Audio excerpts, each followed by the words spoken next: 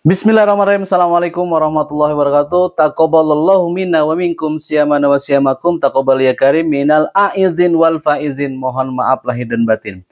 Puji syukur marilah kita panjatkan kehadirat Allah Subhanahu wa taala karena alhamdulillah masih menikmati dan merasakan sebuah karunia terbesar yaitu berlebaran.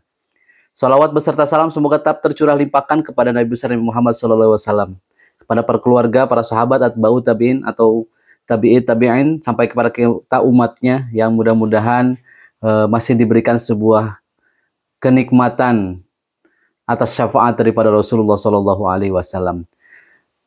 Video ini menyampaikan perjalanan Lebaran 1445 Hijriah yang alhamdulillah sudah dinikmati oleh berbagai teman-teman semuanya, oleh sahabat-sahabat semuanya, oleh Bapak Ibu, Teteh Akang, dan semua yang menikmati Lebaran 1 Syawal 1445 Hijriah. Alhamdulillah Ramadan kemarin awal mula Ramadannya berbeda antara yang disampaikan oleh pemerintah sama salah satu ormas, dan alhamdulillah di Lebarannya, di 1 Syawalnya, setelah melaksanakan sidang isbat, Kementerian Agama melalui tim Ru'yat dan Hisab menyampaikan bahwa Lebaran 1 Syawal jatuh pada tanggal 10 April kalau tidak salah ya, 10 April atau 1 Syawalnya barengan. Alhamdulillah. Jadi tidak ada perbedaan dengan salah satu ormas yang ada di Indonesia. Jadi kita barengan, alhamdulillah Lebarannya dilaksanakan secara meriah. Jadi video ini kita akan menyampaikan karena nanti akan disematkan beberapa kegiatan selama Lebaran kemarin, di mana mungkin banyak teman dan saudara kita juga yang tidak melaksanakan mudik karena sebuah tradisi di Indonesia khususnya, dan mungkin umumnya di beberapa daerah-daerah di Indonesia, mudik adalah sebuah tradisi yang ternyata sudah menjadi sebuah keharusan kemungkinan bagi setiap individu, karena dengan mudik akan menikmati masa-masa muda. Dengan mudik akan menikmati sebuah sajian dari orang tua. Namun alhamdulillah sih karena saya dan istri juga tempat lahir dan tempat besarnya hampir sama di sebuah kota yang bernama Kota Cimahi. Jadi mudiknya tidak terlalu merepotkan dibandingkan effort dari teman-teman semua yang di beberapa media sosial banyak mudiknya harus mengeluarkan budget yang tidak kecil untuk ongkos transportasinya, untuk oleh-olehnya, dan mungkin untuk memberikan uang atau sedikit rezeki kepada saudara-saudaranya. Namun itu sebuah apresiasi yang sangat besar untuk teman-teman yang mudik melaksanakan sebuah kegiatan menggunakan transportasi yang berbeda, di mana transportasinya di Hari Raya Idul Fitri itu atau 1 Syawal itu atau Lebaran itu ternyata naik harganya, dan itu harus berusaha untuk mengeluarkan rezeki terbaik. Itu apresiasi yang sangat bagus sekali dan sangat maksimal lah. Insya Allah buat teman-teman, insya Allah rezekinya akan diberikan balasan oleh Allah Subhanahu wa taala. Terlepas daripada itu semuanya, di perjalanan mudik di tahun ini juga ternyata banyak kejadian-kejadian. Mungkin saudara-saudara kita yang mungkin Allah takdirkan untuk berjalan mudik, tapi di pertengahan jalan ternyata Allah takdirkan di kecelakaan-kecelakaan. Kita doakan saudara-saudara kita yang Allah takdirkan kecelakaan mendapatkan keberkahan daripada Allah Subhanahu wa taala di bulan Ramadan kemarin, karena beberapa kejadian selama mudik kemarin ada transportasi yang terjadi kecelakaan. Untuk yang meninggal kita doakan mudah-mudahan husnul khotimah insyaallah. Untuk teman-teman yang Allah masih beri kesempatan untuk setelah kecelakaan kemarin, mudah-mudahan secepatnya sembuh dan insya Allah bisa berkumpul kembali dengan keluarganya. Terlepas daripada itu semuanya, Lebaran identik dengan sebuah hal yang dikatakan kumpul-kumpul atau silaturahmi, menjadi ajang sebuah penyampaian rasa syukur dan rasa maaf terhadap sesama. Bahkan di Indonesia ini, khususnya mungkin di sebuah kota yang namanya Kota Cimahi, ada orang-orang yang nggak kenal juga kita salaman, karena ternyata tahniyah untuk menyampaikan sebuah doa terjadi sebuah perdebatan. Awalnya dulu kita mengenal dengan hanya minal aizin wal faizin, mohon maaf lahir dan batin. Terlepas daripada itu, di beberapa tahun ke belakang sampai sekarang ternyata berubah menjadi taqabbalallahu minna wa minkum siyamana wa syamakum taqabbal ya karim. Terlepas daripada itu semuanya, insya Allah mudah-mudahan sebuah rasa yang ada pada diri kita menyampaikan bahwa kita ingin memberikan sebuah apresiasi kepada saudara-saudara dan teman-teman kita, terlepas tidak pernah ketemu, tidak pernah berkomunikasi, namun sebagai manusia, maka kita harus saling memberikan sebuah momen kemaafan. Maka oleh sebab itu, dalam sebuah momen kemaafan tersebut, ada sebuah keluarga yang awalnya berdiam-diaman, atau bahasa Sundanya pabetem-betem. Namun di lebaran tersebut, Allah berikan kemudahan untuk mengungkapkan. Ada momen adik dan kakak yang sebelumnya tidak pernah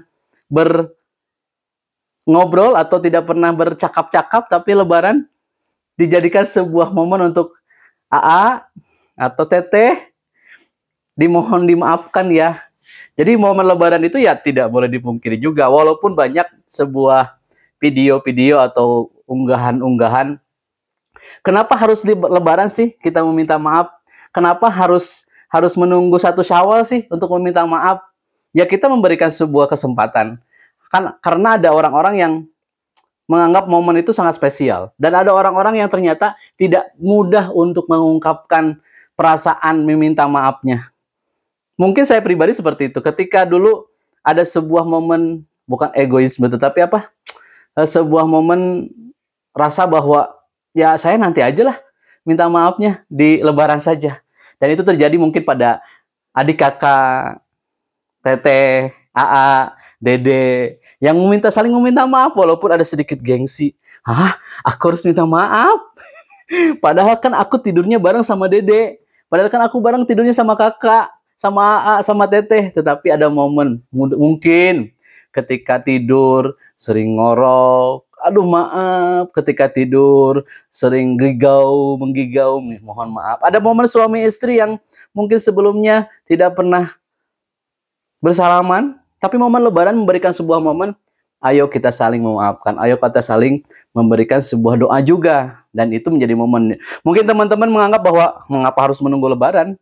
Mengapa tidak dilaksanakan kemarin-kemarin atau setiap hari? Iya mah enggak.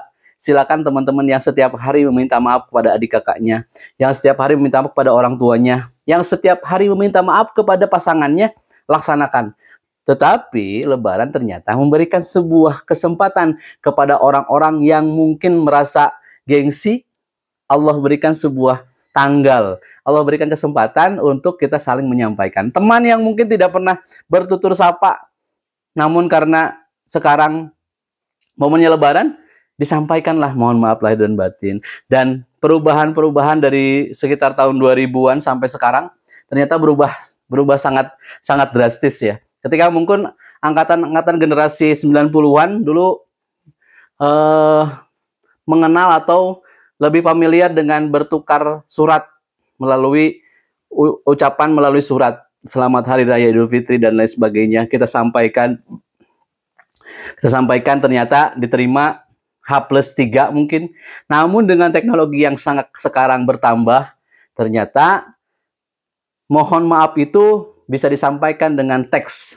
Yang dulu misalnya hanya dengan SMS, sekarang dengan WhatsApp bisa tersampaikan ungkapan kita atau ucapan dan keinginan kita untuk memohon maaf, memohon doa, dan disampaikan, dibaca lagi. Mungkin karena kebanyakan akhirnya dibalasnya setelah H+1. Dan itu tidak merubah esensinya insya Allah. Karena dengan beberapa kesibukan teman-teman, kita memahami bahwa teks yang disampaikan akan banyak tertutup, dan mungkin setelah bisa melihat handphone baru membalas satu persatu. Dan melalui video ini saya pribadi juga menyampaikan dengan teknologi yang canggih ini, bisa melalui teks, sekarang video juga bisa menyampaikan bahwa apa yang kita sampaikan ternyata akan memberikan sebuah efek sehingga bisa menyampaikan rasa bersalah kita. Walaupun mungkin seharusnya ketika dekat ya datangi teman-temanmu, insya Allah mudah-mudahan dengan mendatangi itu adalah sebuah harapan dan keinginan kita untuk menyampaikan rasa maaf kita kepada teman-teman atau saudara kita. Lebaran kemarin ternyata mungkin banyak juga hal yang dapat dinikmati. Selain bermaaf-maafan, ada sebuah tradisi yang mungkin di setiap tempat berbeda. Namun tradisi di seputaran kota Cimahi, Bandung, Kabupaten Bandung Barat, di Jawa Barat ini, tradisinya adalah makan ketupat. Karena ada di satu tempat, ternyata ketupat itu setelah Syawal, setelah puasa Syawal atau saum Syawal. Cuman di kota Cimahi ini adalah ketupat, dan sekarang sudah canggih, tidak perlu dan tidak usah kita untuk menyiapkan atau membeli atau membuat ketupatnya. Ada penjual-penjual yang sudah menyiapkan ketupat jadi. Ada yang ketupat berbentuk ketupat ataupun berbentuk lontong ataupun lain sebagainya. Jadi semakin dimudahkan untuk keluarga menyiapkan makanan di momen Lebaran tersebut. Karena disunatkan ketika sebelum melaksanakan sholat Idul Fitri itu disunatkan untuk sarapan terlebih dahulu. Dan itu memberikan sebuah kemudahan kepada setiap keluarga. Dan selain itu juga di beberapa tempat ternyata ada makanan-makanan yang wajib harus ada. Mungkin misalnya kue ataupun makanan-makanan ringan, sehingga ketika ada datang orang silaturahmi sudah disiapkan ini makanannya, ini makanan ringannya, dan itu memberikan sebuah pelajaran buat kita. Ternyata dengan menyiapkan sejenis makanan akan menambah daya silaturahmi kita. Dengan silaturahmi bertambah, ada sebuah doa, mudah-mudahan kita diberikan sebuah rezeki dan umur yang berkah. Amin ya Allah ya Rabbal Alamin. Selain itu ternyata di bulan Lebaran Syawal ini, karena sudah menjadi tradisi, di 1 Syawalnya kita berkeliling ke setiap rumah untuk bersilaturahmi, 2 Syawalnya, dan setelah itu ada, selain kita bersilaturahmi kepada orang yang hidup, tradisi dan itu menjadikan sebuah kekuatan kami adalah mengunjungi orang tua ataupun saudara kita yang sudah mendahului kita di pemakaman. Bukan untuk meminta, tetapi mendoakan. Mungkin ini terjadi perdebatan, teman-teman, dalam kegiatan yang saya dan keluarga laksanakan. Selepas kita bersilaturahmi dengan orang-orang yang masih ada atau bersilaturahmi dengan saudara-saudara yang masih kita bertemu, maka dilanjutkan dengan silaturahmi mendoakan kepada orang yang sudah mendahului. Wabil khusus almarhum orang tua saya dan orang tua istri yang sudah mendahului. Jadi ketika 1 Syawal kemarin kita berziarah ke makam ayah dan makam bapak, dan insya Allah mudah-mudahan sebuah usaha kami untuk menyampaikan doa terbaik kepada orang tua kami. Kenapa tidak di rumah? Insya Allah di rumah pun kami mendoakannya. Jadi momen Lebaran ini adalah momen silaturahmi, mungkin di pemakaman bertemu dengan teman-teman. Dan kemarin alhamdulillah saya juga ketemu dengan teman-teman yang mungkin tidak pernah ketemu selama Ramadan, tapi di makam tersebut mungkin ketemu ketika sambil juga bersama-sama berziarah. Jadi ketika ada yang bertanya kenapa harus berziarah, itu adalah sebuah tradisi dan penyampaian doa kami kepada orang yang mendahului. Jadi tidak ada meminta-minta untuk di tempat kuburan, insya Allah. Ini penyampaian untuk teman-teman yang memperdebatkan hal itu, dan itu wajar saja, silakan memperdebatkan. Cuman saya sampaikan di sini bahwa kita mendoakan. Kenapa tidak di rumah? Di rumah pun kami insya Allah mendoakannya. Dan yang selanjutnya selain kita berziarah, selanjutnya adalah kumpul-kumpul. Ternyata di kumpul-kumpul tersebut orang yang mempunyai sebuah kelebihan rezeki menjadikan kumpul-kumpul tersebut untuk berbagi rezekinya. Banyak keponakan-keponakan, itu sebuah tradisi dan sekarang ternyata sudah menjadi sebuah pakem atau kepercayaan atau keharusan. Tapi ya tidak apa-apa, itu menyampaikan sebuah rezeki kita, mudah-mudahan didoakan sama ponakan, sama adik, sama anak, sama siapapun ketika kita mengeluarkan rezeki untuk jajan dan lain sebagainya. Allah berikan sebuah rezeki terbaik kembali. Dan insya Allah mudah-mudahan dengan rezeki yang kita sampaikan kepada adik, keponakan, ataupun siapapun, itu akan memberikan sebuah kenikmatan dalam mencari rezeki-rezeki selanjutnya. Setelah kita kumpul-kumpul, ternyata khususnya di kota Cimahi ini, atau mungkin di tempat saya tinggal, maaf ya kota Cimahi, kita bukan mendisklaim kota Cimahi, cuman beberapa kali, dan mungkin ini terjadi di beberapa kota besar. Jadi pagi-paginya itu ketupatnya masih ada. Tetapi di sore hari atau siang hari, tukang bakso itu sudah sangat dahsyat kumpulnya gitu. Jadi ketupatnya masih ada, opornya masih tersedia, tapi siang-siang sudah ngantri di tempat bakso.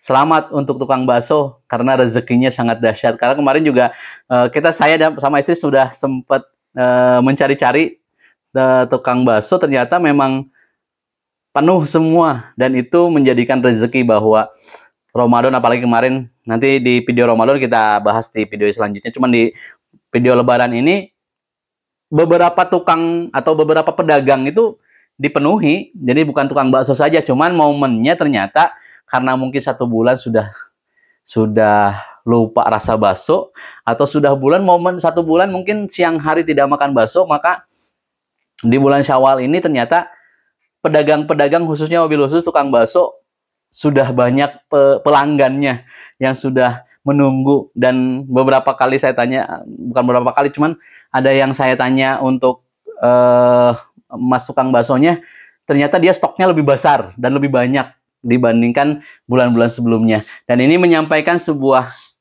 pesan bahwa Lebaran itu memberikan sebuah pesan, rezeki yang Allah berikan akan berputar kepada semua yang menikmati kemenangan di bulan Lebaran ini atau di bulan Syawal ini. Dan yang terakhir adalah momen ketika kita berrekreasi. Kalau saya pribadi belum berrekreasi, cuman momen rekreasi di bulan Syawal ini ternyata bukan wajib, tetapi ternyata itu menjadikan sebuah momen untuk kebersamaan. Karena kemarin sempat ngobrol sama beberapa aparat yang menjaga tempat wisata, ternyata bulan Lebaran atau bulan Syawal ini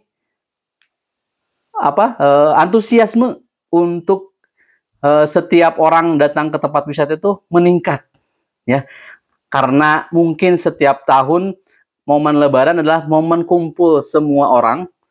Jadi tempat wisata adalah salah satu cara untuk menghabiskan waktu bersama saudara-saudara, ya. Untuk teman-teman yang melaksanakan berwisata, kita doakan perjalanannya dapat berjalan dengan lancar, sehat, selamat dari mulai berangkat sampai kembalinya. Dan insya Allah mudah-mudahan setelah kembali tidak ada yang sakit, karena jangan sampai nanti